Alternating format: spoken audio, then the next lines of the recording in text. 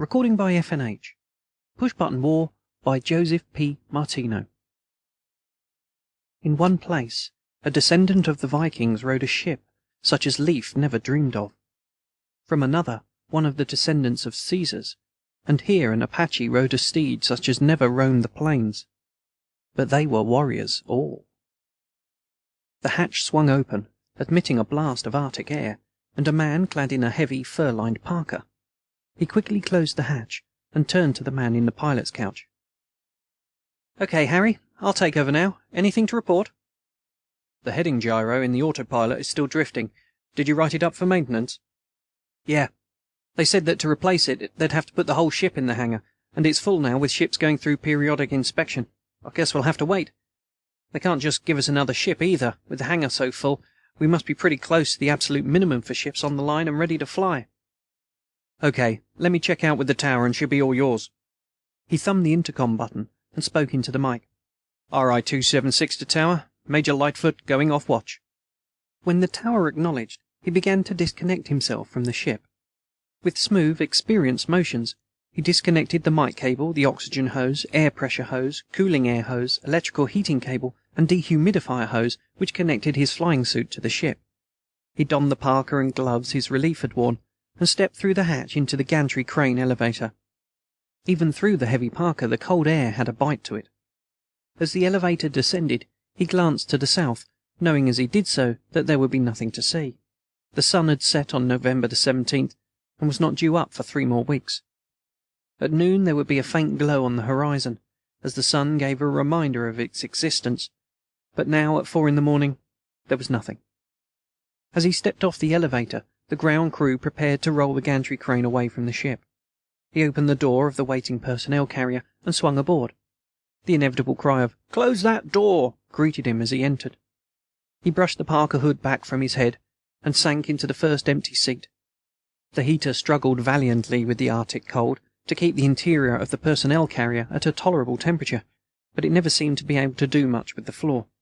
He propped his feet on the footrest of the seat ahead of him, spoke to the other occupant of the seat. "Hi, Mike." "Hi, Harry. Say, what's your watch schedule now?" "I've got 4 hours off, back on for 4, then 16 off. Why?" "Well, a few of us are getting up a friendly little game before we go back on watch. I thought you might want to join us." "Well, Come on now, what's your excuse this time for not playing cards?" "To start with, I'm scheduled for a half-hour in the simulator and another half-hour in the procedural trainer. Then, if I finish the exam in my correspondence course, I can get it on this week's mail plane. If I don't get it in the mail now, I'll have to wait until next week." "All right, I'll let you off this time. How's the course coming?" "This is the final exam. If I pass, I'll have 42 more credits to go before I have my degree in animal husbandry." "What on earth do you want a degree like that?" "I keep telling you, when I retire, I'm going back to Oklahoma and raise horses. If I got into all the card games you try to organize, I'll retire with neither the knowledge to run a horse ranch nor the money to start one." "But why raise horses? Cabbages, I can see. Tomatoes, yes, but why horses?" "Partly that's because there's always a market for them, so I'll have a fair amount of business to keep me eating regularly. But mostly because I like horses. I practically grew up in the saddle. By the time I was old enough to do much riding, Dad had his own ranch, and I helped earn my keep by working for him. Under those circumstances, I just naturally learned to like horses." "Guess I never thought of it like that. I was a city boy myself. The only horses I ever saw were the ones the cops rode. I didn't get much chance to become familiar with the beasts." "Well, you don't know what you've missed. It's just impossible to describe what it's like to use a high-spirited and well-trained horse in your daily work. The horse almost gets to sense what you want him to do next. You don't have to direct his every move. Just a word or two and a touch with your heel or a pressure of a knee against his side, and he's got the idea. A well-trained horse is perfectly capable of cutting a particular cow out of a herd without any instruction beyond showing him which one you want. It's too bad the Army did away with the cavalry. Sounds like you belong there, not in the Air Force." "No, because if there's anything I like better than riding a good horse, it's flying a fast and responsive airplane. I've been flying fighters for almost 17 years now, and I'll be quite happy to keep flying them as long as they'll let me. When I can't fly fighters anymore, then I'll go back to horses. And as much as I like horses, I hope that's going to be a long time yet." "You must hate this assignment, then. How come I never hear you complain about it?" The only reason I don't complain about this assignment is that I volunteered for it, and I've been kicking myself ever since. When I heard about the rocket interceptors, I was really excited. Imagine a plane fast enough to catch up with an invading ballistic missile and shoot it down. I decided this was for me and jumped at the assignment. They sounded like the hot fighter planes to end all hot fighter planes. And what do I find? They're so expensive to fly that we don't get any training missions. I've been up in one just once, and that was my familiarization flight when I got into this assignment last year. And then it was only a ride in the second seat of that two-seater version they use for checking out new pilots. I just lay there through the whole flight. As far as I could see, the pilot didn't do much more. He just watched things while the autopilot did all the work. Well, don't take it too hard. You might get some flights. That's true. They do mistake a meteor for a missile now and then. But that only happens 2 or 3 times a year. That's not enough. I want some regular flying. Haven't got any flying time in me for more than a year. The nearest I come to flying is my time in the procedural trainer to teach me what buttons to push, and in the simulator to give me the feel of what happens when I push the buttons. That's okay, they still give you flying pay. I know, but that's not what I'm after. I fly because I love flying. I use the flying pay just to keep up the extra premiums the insurance companies keep on insisting so long as I indulge my passion for fighter planes. I guess about the only way you could get any regular flying on this job would be for a war to come along. That's about it. We'd fly just as often as they could recover our ships and send us back up here for another launch. And that would go on until the economy on both sides broke down so far they couldn't afford to send any more missiles for us to chase, or boosters to send us up after them. No thanks. I don't want to fly that badly. I like civilization. In the meantime, then, you ought to enjoy it here. Where else can you spend most of your working hours lying flat on your back on the most comfortable couch science can devise? That's the trouble. Just lying there where you can't read, write, talk, or listen. Might be okay for a hermit, but I'd rather fly fighter planes. Here's the trainer building. I've got to get out. 7 o'clock. Harry Lightfoot licked the flap of the envelope, sealed it shut, stuck some stamps on the front, and scrawled airmail under the stamps. He dropped the letter into the stateside slot. The exam hadn't been so bad. What did they think he was, anyway, a city slicker who had never seen a live cow in his life? He ambled into the off-duty pilot's lounge. He had an hour to kill before going on watch, and this was as good a place as any to kill it. The lounge was almost empty. Most of the pilots must have been asleep. They couldn't all be in Mike's game. He leaned over a low table in the center of the room and started sorting through the stack of magazines. "Looking for anything in particular, Harry?" He turned to face the speaker. "No, just going through these fugitives from a dentist's office to see if there's anything I haven't read yet. I can't figure out where all the new magazines go. The ones in here always seem to be exactly 2 months old. Here's this month's Western Stories. I just finished it. It had some pretty good stories in it." "No, thanks. The wrong side always wins in that one." "The wrong... Oh, I forgot. I guess they don't write stories where your side wins." "It's not really a question of my side.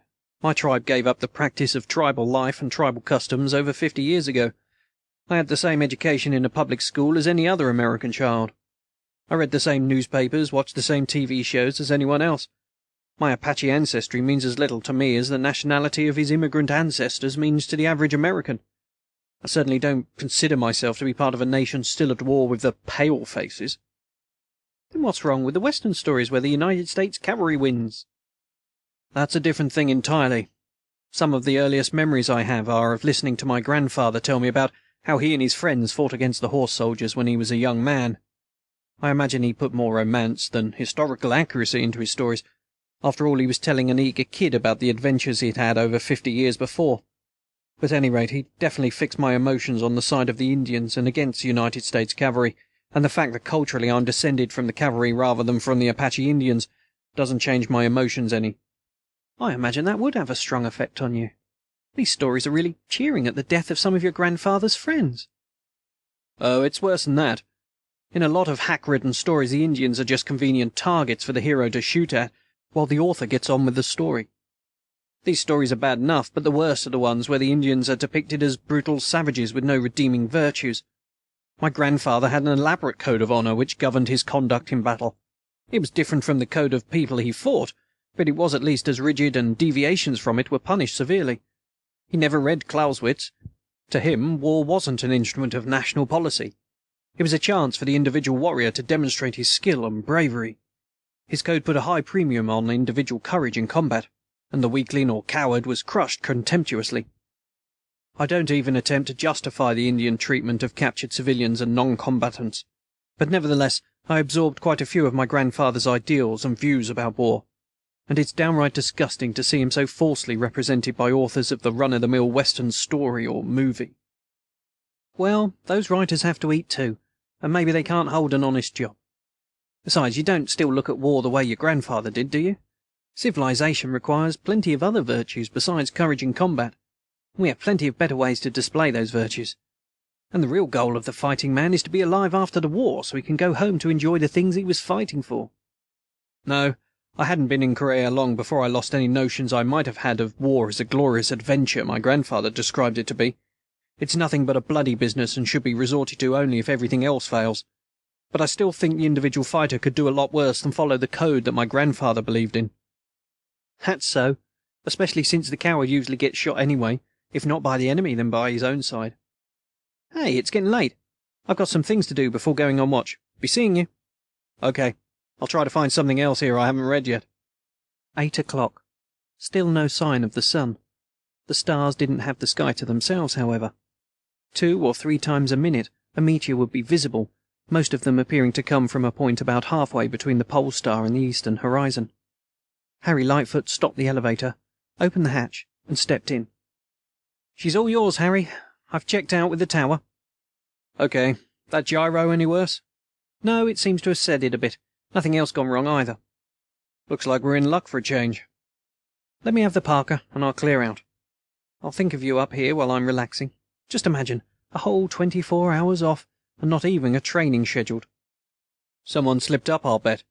By the way, be sure to look at the fireworks when you go out. They're better now than I've seen them at any time since they started. The meteor shower, you mean? Thanks. I'll take a look. I'll bet they're really cluttering up the radar screens. The launch control officer must be going quietly nuts. The launch control officer wasn't going nuts. Anyone who went nuts under stress simply didn't pass the psychological tests required of the prospective launch control officers. However, he was decidedly unhappy. He sat in a dimly lighted room, facing 3 oscilloscope screens. On each of them, a pie wedge section was illuminated by a white line which swept back and forth like a windshield wiper.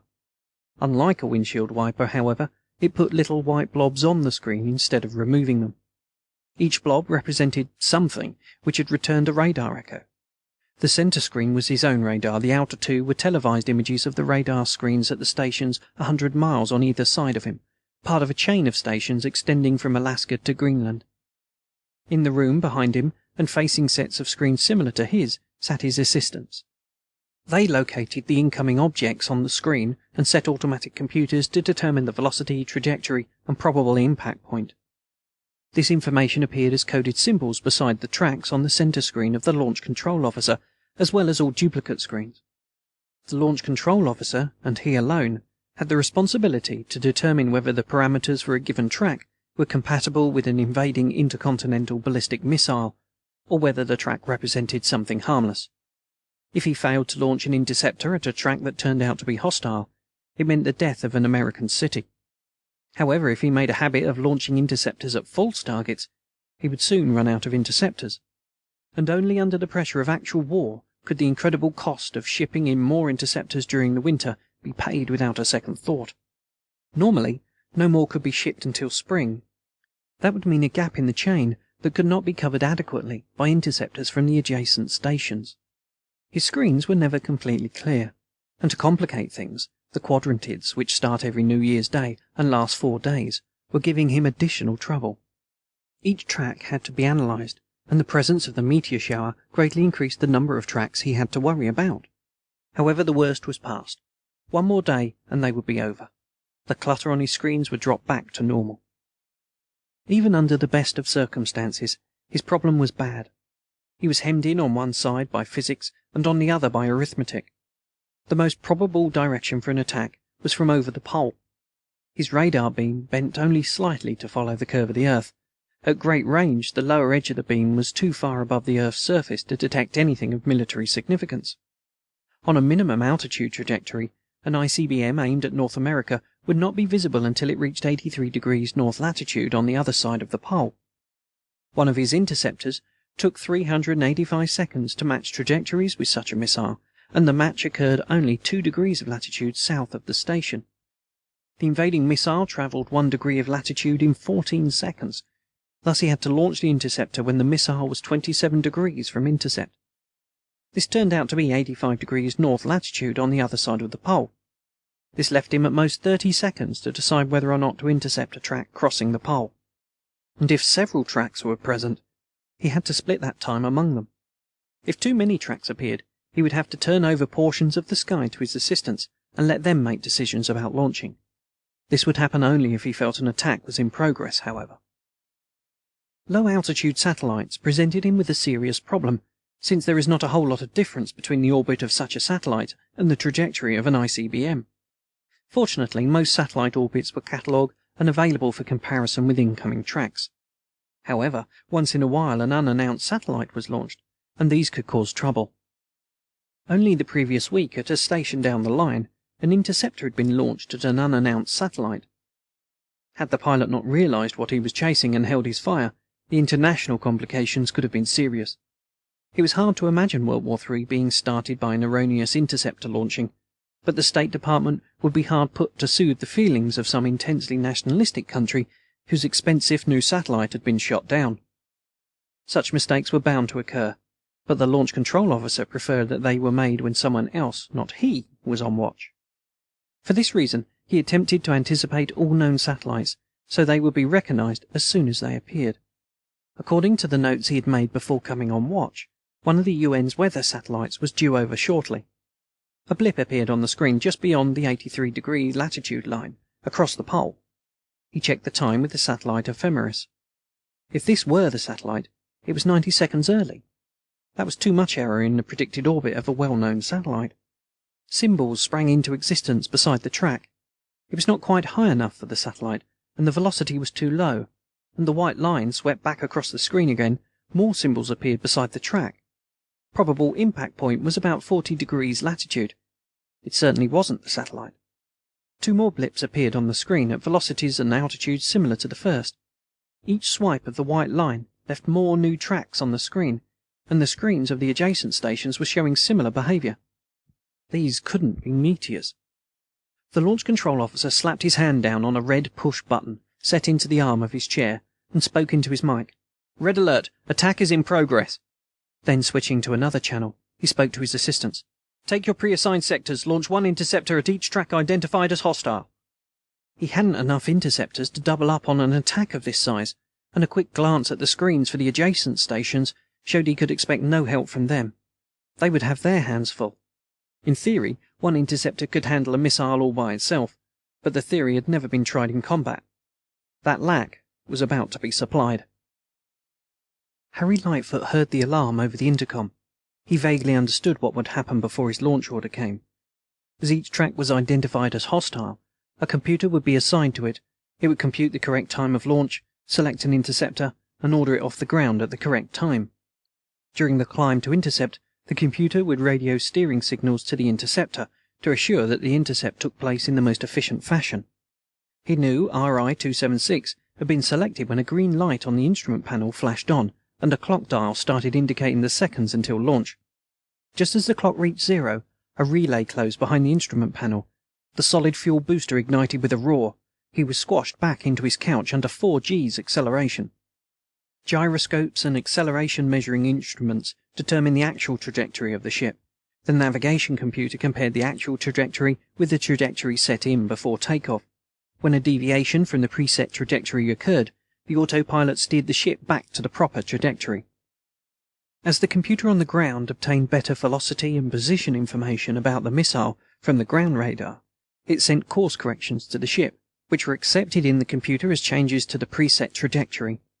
The navigation computer hummed and buzzed.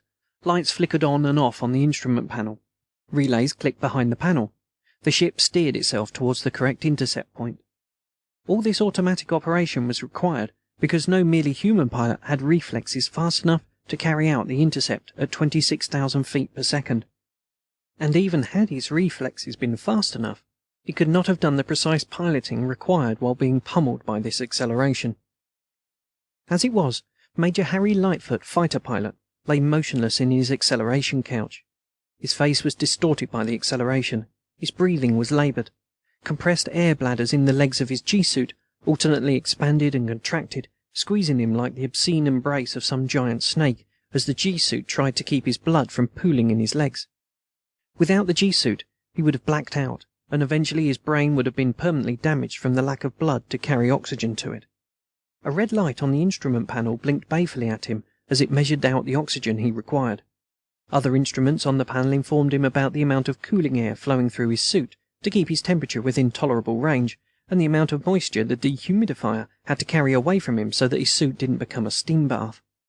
He was surrounded by hundreds of pounds of equipment, which added nothing to the performance of the ship, which couldn't be counted as payload, which cut down on the speed and altitude the ship might have reached without them. Their sole purpose was to keep this magnificent, high-performance, self-steering machine from killing its load of fragile human flesh. At 128 seconds after launch, the acceleration suddenly dropped to 0. He breathed deeply again and swallowed repeatedly to get the salty taste out of his throat. His stomach was uneasy, but he wasn't space-sick. Had he been prone to space sickness, he would never have been accepted as a rocket interceptor pilot. Rocket interceptor pilots had to be capable of taking all the punishment their ships could dish out. He knew there would be 50 seconds of free fall before the rockets fired again. One solid fuel stage had imparted to the ship a velocity which would carry it to the altitude of the missile it was to intercept. A second solid fuel stage would match trajectories with the missile. Final corrections would be made with the liquid fuel rockets in the third stage. The third stage would then become a glider, which eventually would carry him back to Earth. Before the second stage was fired, however, the ship had to be orientated properly. The autopilot consulted its gyros, took some star sights, and asked the navigation computer some questions. The answers came back in seconds, an interval which was several hours shorter than a human pilot would have required. Using the answers, the autopilot started to swing the ship about, using small compressed gas jets for the purpose. Finally satisfied with the ship's orientation, the autopilot rested. It patiently awaited the moment, precisely calculated by the computer on the ground, when it would fire the second stage. Major Harry Lightfoot, fighter pilot, waited idly for the next move of his ship. He could only fume inwardly. This was no way for an Apache warrior to ride into battle. What would his grandfather think of a steed which directed itself into battle, and which could kill its rider, not by accident, but by its normal operation? He should be actively hunting for that missile, instead of lying here strapped into his couch so he wouldn't hurt himself while the ship did all the work. As for the missile, it was far to the north and slightly above the ship. Without purpose of its own, but obedient to the laws of Mr. Newton and the wishes of its makers, it came on inexorably. It was a sleek aluminium cylinder, glinting in the sunlight it had just recently entered. On one end was a rocket motor, now silent but still warm with the memory of flaming gas that had poured forth from it only minutes ago. On the other end was a sleek aerodynamic shape, the product of thousands of hours of design work. It was designed to enter the atmosphere at meteoric speed, but without burning up. It was intended to survive the passage through the air and convey its contents intact to the ground. The contents might have been virulent bacteria or toxic gas, according to the intention of its makers. Among its brothers elsewhere in the sky this morning, there were such noxious loads. This one, however, was carrying the complex mechanism of a hydrogen bomb. Its destination was an American city, its object to replace that city with an expanding cloud of star-hot gas. Suddenly, the sleek cylinder disappeared in a puff of smoke, which quickly dissipated in the surrounding vacuum. What had been a precisely built rocket had been reduced by carefully placed charges of explosive to a collection of chunks of metal. Some were plates from the skin and fuel tanks, others were large lumps from the computer banks, gyro platform, fuel pumps, and other more massive components. This was not wanton destruction, however. It was more careful planning by the same brains which had devised the missile itself. To a radar set on the ground near the target, each fragment was indistinguishable from the nose cone carrying the warhead. In fact, since the fragments were separating only very slowly, they would never appear as distinct objects. By the time the cloud of decoys entered the atmosphere, its more than 24 members would appear to the finest radar available on the ground, as a single echo 25 miles across. It would be a giant haystack in the sky, concealing the most deadly needle of all time. No ground-controlled intercept scheme had any hope of selecting the warhead from among that deceptive cloud and destroying it. The cloud of fragments possessed the same trajectory as the missile originally had. At the rate it was overtaking RI-276, it would soon pass the ship by. The autopilot of RI-276 had no intention of letting this happen, of course. At the correct instant, Stage 2 thundered into life, and Harry Lightfoot was again smashed back into his acceleration couch. Almost absent-mindedly, the ship continued to minister to his needs. Its attention was focused on its mission. After a while, the ground computer sent some instructions to the ship. The navigation computer converted these into a direction and pointed a radar antenna in that direction. The antenna sent forth a stream of questing pulses, which quickly returned, confirming the direction and distance to the oncoming cloud of missile fragments. A little while later, fuel pumps began to whine somewhere in the tail of the ship. Then the acceleration dropped to zero as the second stage thrust was terminated. There was a series of thumps as explosive bolts released the second stage. The whine of the pumps dropped in pitch as fuel gushed through them, and acceleration returned in a rush. The acceleration lasted for a few seconds, tapered off quickly, and ended. A light winked on in the instrument panel as the ship announced its mission was accomplished. Major Harry Lightfoot, fighter pilot, felt a glow of satisfaction as he saw the light come on. He might not have the reflexes fast enough to pilot the ship up here. He might not be able to survive the climb to intercept without the help of a lot of fancy equipment. But he was still necessary. He was still one step ahead of this complex robot which had carried him up here. It was his human judgment and his ability to react correctly in an unpredictable situation which was needed to locate the warhead from among the cluster of decoys and destroy it. This was a job no merely logical machine could do. When all was said and done, the only purpose for the existence of this magnificent machine was to put him where he was now, in the same trajectory as the missile and slightly behind it. Harry Lightfoot reached for a red-handled toggle switch at the top of the instrument panel, clicked it from auto to manual, and changed his status from passenger to pilot. He had little enough time to work. He could not follow the missile down into the atmosphere. His ship would burn up. He must begin his pull-out at no less than 200 miles altitude. That left him 183 seconds in which to locate and destroy the warhead. The screen in the center of his instrument panel could show a composite image of the space in front of his ship, based on data from a number of sensing elements and detectors. He switched on an infrared scanner. A collection of spots appeared on the screen, each spot indicating by its color the temperature of the object it represented. The infrared detector gave him no range information, of course, but if the autopilot had done its job well, the nearest fragment would be about 10 miles away. Thus, even if he set off the enemy warhead, he would be safe. At that range, the ship would not suffer any structural damage from the heat, and he could be down on the ground in a hospital before any radiation effects could become serious. He reflected quickly on the possible temperature range of the missile components. The missile had been launched from Central Asia at night in January. There was no reason to suppose that the warhead had been temperature controlled during the pre-launch countdown. Thus it probably was at ambient temperature of the launch site.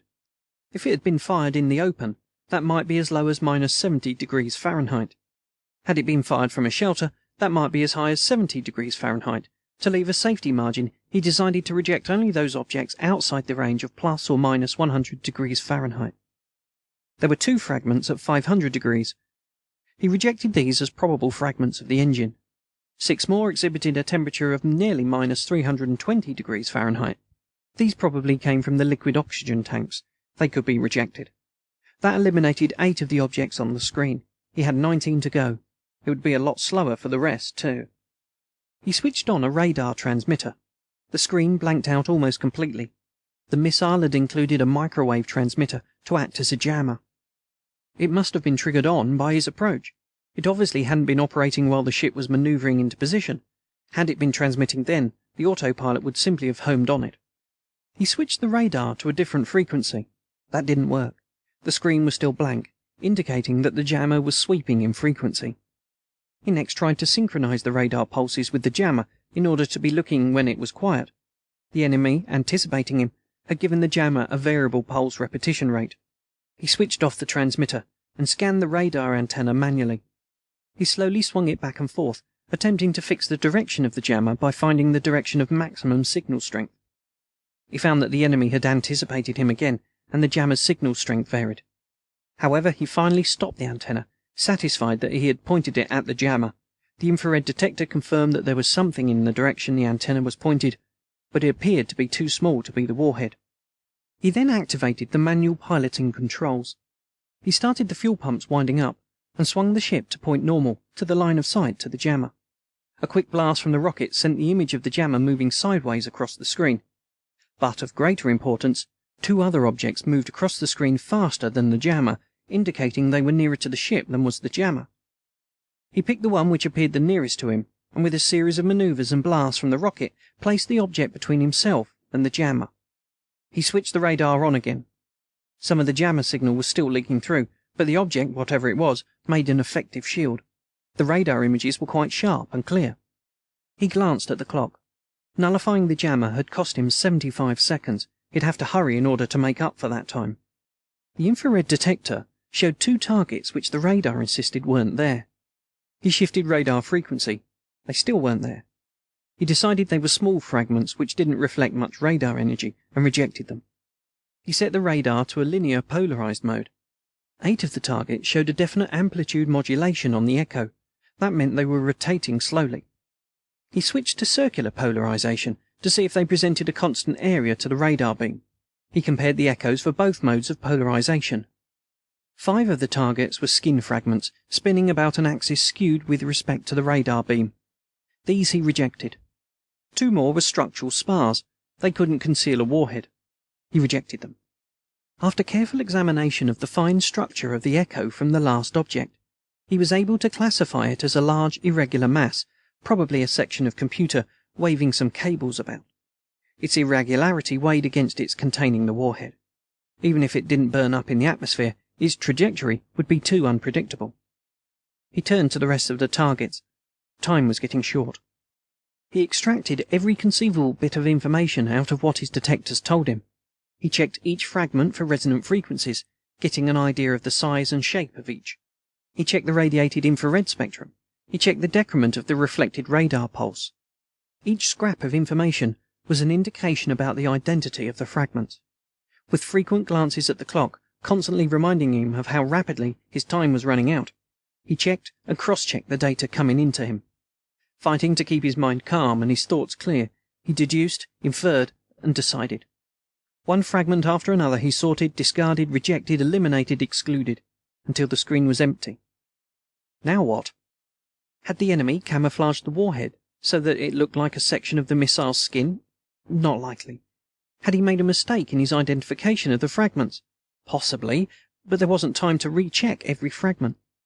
He decided that the most likely event was that the warhead was hidden by one of the other fragments. He swung the ship, headed it straight for the object shielding him from the jammer, which had turned out to be a section from the fuel tank. A short blast from the rockets sent him drifting towards the object. One image on the screen broadened, split in 2. A hidden fragment emerged from behind one of the ones he had examined. He rejected it immediately. Its temperature was too low. He was almost upon the fragment shielding him from the jammer. If he turned to avoid it, the jammer would blank out his radar again. He thought back to his first look at the cloud of fragments. There had been nothing between his shield and the jammer. The only remaining possibility, then, was that the warhead was being hidden from him by the jammer itself. He would have to look on the other side of the jammer, using the ship itself as a shield. He swung out from behind the shielding fragment and saw his radar images blotted out. He switched off the radar and aimed the ship slightly to one side of the infrared image of the jammer. Another blast from the rocket sent him towards the jammer. Without range information from the radar, he would have to guess its distance by noting the rate at which it swept across the screen. The image of the jammer started to expand as he approached it. Then it became dumbbell-shaped and split in 2. As he passed by the jammer, he switched the radar back on. That second image was something which had been hidden by the jammer. He looked around. No other new objects appeared on the screen. This had to be the warhead. He checked it anyway. Temperature was minus 40 degrees Fahrenheit. A smile flickered on his lips as he caught the significance of the temperature. He hoped the launching crew had gotten their fingers frozen off while they were going through the countdown. The object showed no anomalous radar behavior. Beyond doubt, it was the warhead. Then he noted the range. A mere 1,300 yards. His own missile carried a small atomic warhead. At that range, it would present no danger to him. But what if it triggered the enemy warhead? He and the ship would be converted into vapor within milliseconds. Even a partial low-efficiency explosion might leave the ship so weakened that it could not stand the stresses of return through the atmosphere. Firing on the enemy warhead at this range was not much different from playing Russian roulette with a fully loaded revolver. Could he move out of range of the explosion and then fire? No. There were only 12 seconds left before he had to start the pull-out. It would take him longer than that to get to a safe range, get into position, and then fire. He'd be dead anyway, as the ship plunged into the atmosphere and burned up. And to pull out without firing would be saving his own life at the cost of the lives he was under oath to defend. That would be sheer cowardice. He hesitated briefly, shrugged his shoulders as well as he could inside his flying suit, and snapped a switch on the instrument panel. A set of crosshairs sprang into existence on the screen. He gripped a small lever which projected up from his right armrest, curled his thumb over the firing button on top of it. Moving the lever, he caused the crosshairs to center on the warhead. He flicked the firing button to tell the fire control system that this was the target. A red light blinked on, informing him that the missile guidance system was tracking the indicated target. He hesitated again. His body tautened against the straps holding it in the acceleration couch. His right arm became rigid, his fingers petrified. Then, with a convulsive twitch of his thumb, he closed the firing circuit. He stared at the screen, unable to tear his eyes from the streak of light that leapt away from his ship and towards the target. The missile reached the target, and there was a small flare of light. His radiation counter burped briefly. The target vanished from the radar. But the infrared detector insisted there was a nebulous fog of hot gas shot through with a rain of molten droplets where the target had been. That was all. He had destroyed the enemy warhead without setting it off. He stabbed the Mission Accomplished button and flicked the red-handled toggle switch, resigning his status as pilot. Then he collapsed nerveless into the couch. The autopilot returned to control.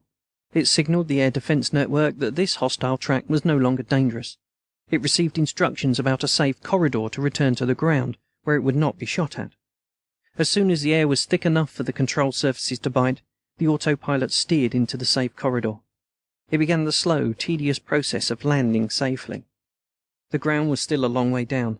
The kinetic and potential energy of the ship, if instantly transformed into heat, was enough to flash the entire ship into vapor. This tremendous store of energy had to be dissipated without harm to the ship and its occupant. Major Harry Lightfoot, fighter pilot, lay collapsed in his couch, exhibiting somewhat less ambition than a sack of meal. He relaxed to the gentle massage of his G-suit. The oxygen control winked reassuringly at him as it maintained a steady flow. The cabin temperature soared, but he was aware of it only from a glance at the thermometer. The air conditioning in his suit automatically stepped up its pace to keep him comfortable. He reflected that this might not be so bad after all. Certainly none of his ancestors had ever had this comfortable a ride home from battle. After a while the ship had reduced its speed and altitude to reasonable values. The autopilot requested and received clearance to land at its pre-assigned base. It lined itself up with the runway, precisely followed the correct glide path, and flared out just over the end of the runway. The smoothness of the touchdown was broken only by the jerk of the drag parachute popping open. The ship came to a halt near the other end of the runway.